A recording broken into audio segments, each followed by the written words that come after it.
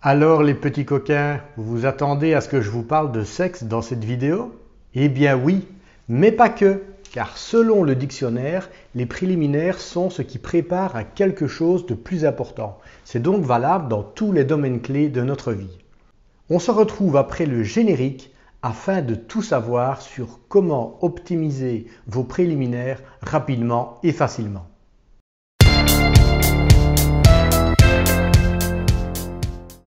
Bonjour et bienvenue dans cette nouvelle vidéo dédiée au coaching, à la PNL et au biohacking. Je m'appelle Laurent Zéquinon et mon objectif est de vous accompagner dans votre évolution, tant personnelle que professionnelle, et aujourd'hui un peu sexuelle également.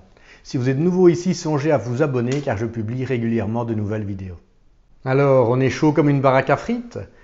Comme je vous le disais, les préliminaires sont ce qui prépare une autre chose considérée comme plus importante et c'est donc valable dans tous les domaines clés de notre vie.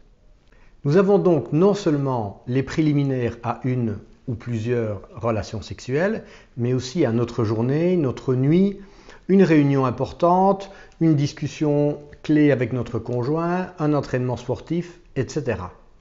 Restez avec moi si vous voulez tout savoir sur les préliminaires et comment les optimiser rapidement et facilement. Dans tous les cas, ce sera intéressant de se préparer sur 3 plans. Au niveau mental, au niveau physique et au niveau émotionnel. Votre style de vie aura évidemment un impact important parce que si vous êtes en forme, tout se passera mieux que si vous êtes fatigué, stressé, etc. Ceci dit, l'idée sera ici de s'adapter au moment présent par rapport à ce qui va venir après. Alors voici quelques astuces. Alors la première, ça va être de visualiser positivement ce qui va se passer après. Le fait d'être dans une bonne énergie mentale, ça ne va pas changer nécessairement le cours des choses, mais ça va en changer la perception. On donne souvent l'exemple de 2 enfants qui jouent sur la plage et tout d'un coup il y a une vague qui vient et qui les submerge. Et puis il y en a un des deux qui court voir sa mère en pleurant et l'autre qui rigole et qui s'amuse parce qu'il trouve ça vraiment chouette. Donc c'est le même événement, mais la façon dont on le perçoit va être différente. Et donc ici, quelle que soit la chose importante qui vient après, le fait d'être dans une bonne énergie, de se dire que ça va bien se passer, que quoi qu'il arrive, finalement ça va être de toute façon positif, ça va déjà changer la perception qu'on aura de l'événement au moment où il se produira.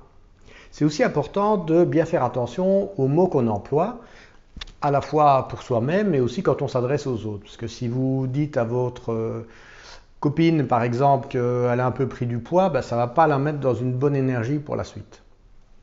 Un autre point, ça va être de faire attention à notre alimentation et notre hydratation. Parce que si on veut être dans une énergie positive, une énergie active, par exemple pour un entraînement, on sait que ça va être important de manger quelque chose qui va être léger et facilement digéré. A l'inverse, si on est plutôt dans un mode de récupération, là on peut manger éventuellement un peu plus riche ou faire quelque chose où la digestion va participer au calme. Et donc dans le cas un peu plus sexuel, j'ai envie de dire, là aussi ça va être intéressant de peut-être pas nécessairement manger trop copieux avant ou abuser trop de l'alcool. Même si l'alcool peut aider un peu à désinhiber et faciliter les choses, si on en boit trop, ça va pas être super productif pour nous les hommes et pour les femmes non plus d'ailleurs, puisque au final l'irrigation va être importante aussi pour les femmes. On ne sait pas nécessairement, mais en fait, toutes les zones actives au niveau sexuel sont plus ou moins 3 fois plus importantes que celles des hommes. Heureusement, une grande partie est interne. Mais donc, du coup, ça explique pourquoi, pour certaines femmes, à un certain moment, il faut un peu plus de temps pour se préparer. Une autre astuce va être d'adapter sa respiration. On sait que globalement, quand on insiste plus sur l'inspiration, une inspiration plus longue et une expiration plus courte, on va plutôt être dans une énergie dynamisante. Et l'inverse pour se relaxer.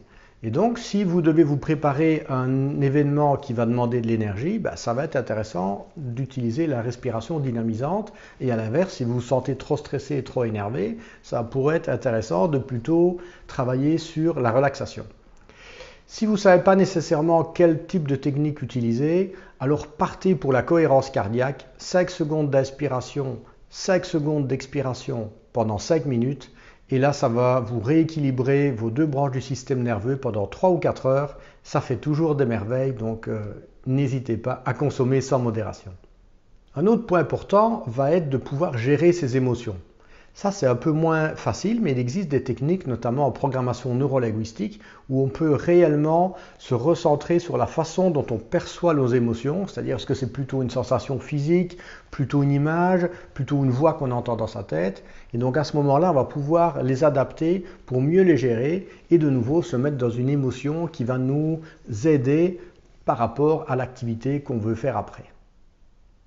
Un autre point important va être la musique. Si vous voulez être dans un état dynamisant, choisissez une bonne musique ou une bonne playlist bien punchy comme un classique Eye of the Tiger ou en tout cas ce qui vous fait bouger. A l'inverse, si vous voulez plutôt vous détendre, choisissez quelque chose d'un peu plus harmonieux.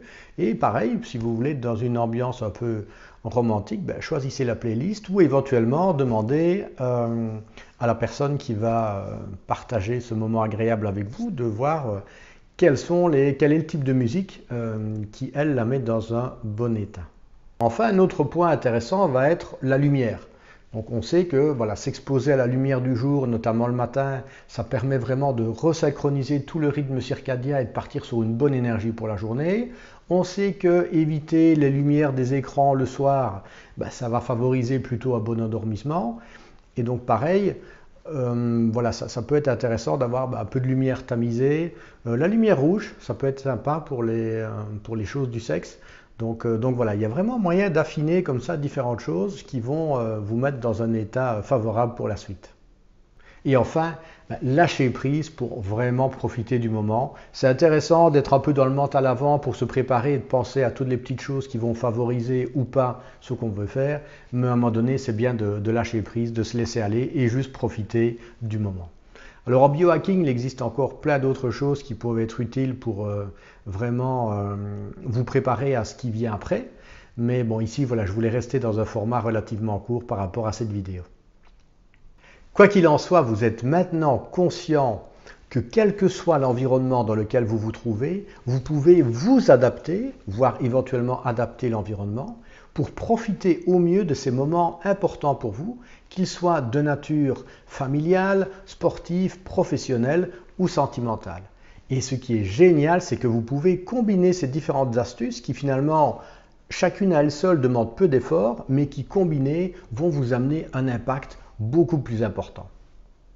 Maintenant que vous savez comment optimiser vos préliminaires rapidement et facilement, dites-moi en commentaire quels sont les préliminaires au sens large que vous utilisez et qui fonctionnent pour vous. N'oubliez pas de liker ou de vous abonner si ce n'est déjà fait. Prenez soin de vous et à très bientôt pour de nouvelles vidéos.